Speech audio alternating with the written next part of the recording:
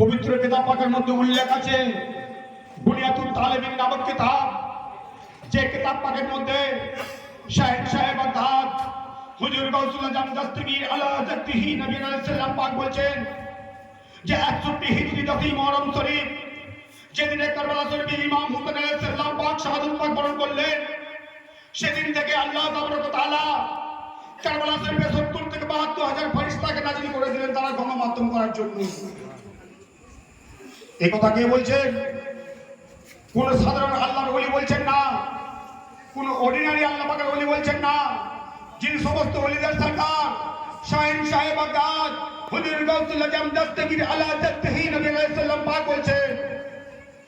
আর ভারতবর্ষে খাজা গরিব নওয়াজ কি বলছেন যে শাহ আস্ত হুসাইন, শাহ আস্ত হুসাইন, বাদশাহ আস্ত হুসাইন, দি আস্ত হুসাইন, দি বনা আস্ত হুসাইন, সরদার নাদার দস্তদার দস্ত ইয়াজিদ হক্কা কে বিনা ইলা ইলাহা আস্ত হুসাইন।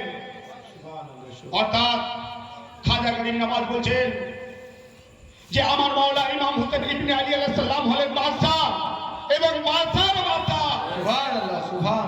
তিনি জাহান্নামী এজিদের হাতে, বেঈমান এজিদের হাতে, কাফের এজিদের হাতে, মুনাফিক এজিদের হাতে, লম্পট এজিদের হাতে, চতুই এজিদের হাতে হাত না দিয়ে অন্যের বিরুদ্ধে ন্যায় প্রতীক হয়ে নিজের গাদ্দার মোবারক কাটিয়ে ইসলামকে চিন্তা করে গেছে। আরে হায়দারি ইয়া হোসেন। আমার মাওলা ইমাম হুসেন ইবনে আলী আলাইহিস সালাম জাহান্নামী এজিদের হাতে, বেঈমান এজিদের হাতে, কাফের এজিদের হাতে, মুনাফিক এজিদের হাতে, লম্পট এজিদের হাতে হাত না দিয়ে অন্যায়ের বিরুদ্ধে ন্যায়ের প্রতীক হয়ে নিজের গর্দান মোবারক কাটিয়ে ইসলামকে জিন্দা করে গেছে। সুবহানাল্লাহ, সুবহানাল্লাহ। তবে আজকে আমরা নামাজ, রোজা, হজ, যাকাত, কালমা, মসজিদ, আজান যা কিছু পেয়েছি সব মাওলা হুসেনের জায়গায়। সুবহানাল্লাহ, সুবহানাল্লাহ। আমি ভাই 7 মুহররম শরীফ দরগা শরীফের সামনে বলেছিলাম যে সব হুসেনিরাই কিন্তু নামাজি, সব হুসেনিরাই নামাজি।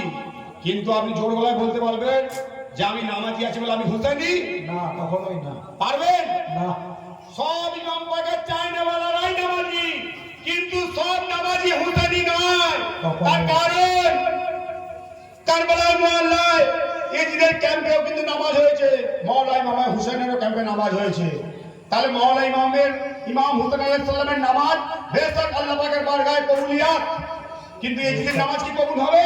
একদম না। অন্তরে ইমাম হুসেন আলাইহিস সালাম পাকে যদি মহব্বত না থাকে, তার নামাজ কেন, নামাজ, রোজা, হজ, যাকাত, কালমা কিছু কবুল হবে না, কিচ্ছু কবুল হবে না।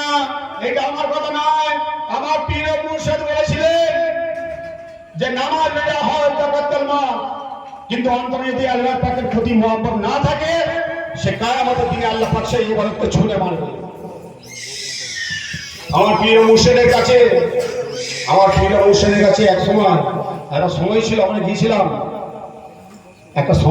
গিয়েছিলাম, আমার সঙ্গে অনেকেই ছিল, মনো ছিল, রাজেশ ছিল, বাপন ছিল, আমি ছিলাম, আশরাফ ছিল, আরো অনেকে ছিল। তো হুজুর পাক আমার পীর মুর্শিদ উনি পুলসিরাতের ঘটনা বলছেন, আজ থেকে প্রায় 20 বছর আগে, তাই তো বলুন, আজ থেকে প্রায় 20 বছর আগে। তো উনি পুলসিরাত বলতে কি বোঝায়? পুলসিরাত বলতে একটা ছাঁকো আছে, মানে চুলের চেয়েও সরু, তার নিচেতে যদি কেউ পড়ে যায়, মানে সেই চুলটা ছিঁড়ে যদি পুলসিরাত কেটে পড়ে যায়, মানে কয়েক হাজার বছর ধরে নিচেতে নামবে, এই তো সময় লাগবে। তার নিচে কি আছে? সব মানে অস্ত্র আছে, মানে ধারালো অস্ত্র।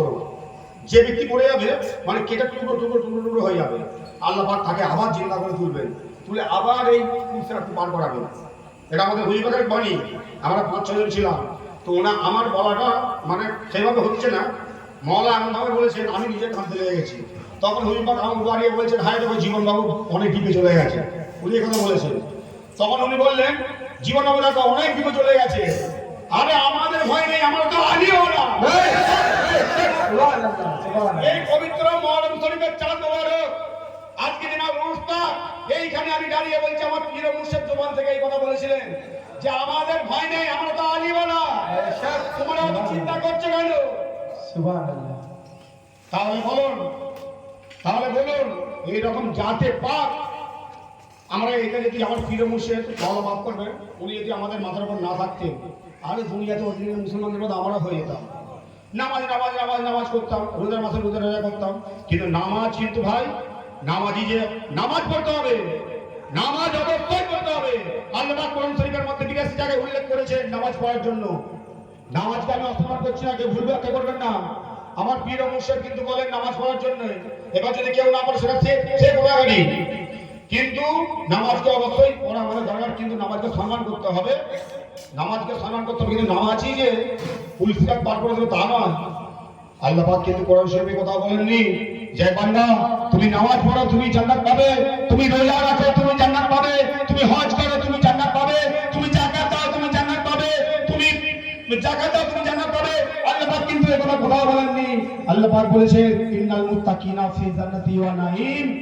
অর্থাৎ আল্লাহ পাক বলছে যে একটা দল আছে, একটা ফিরকা আছে যে বিনা হিসাবে জান্নাতে যাবে। বলেন সুবহানাল্লাহ সুবহানাল্লাহ।